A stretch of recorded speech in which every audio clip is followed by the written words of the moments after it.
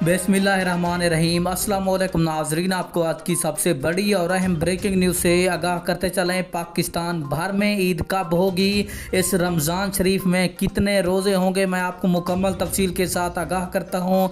ईद का ऐलान भी हो गया है, तो आपने सबसे पहले इस वीडियो को आखिर तक देखना है। उससे पहले वीडियो को लाइक और चैनल को सब्सक्राइब लाजमी करना है, ताकि आपको तमाम तर वीडियोज़ का नोटिफिकेशन सबसे पहले और बआसानी मिलता रहे।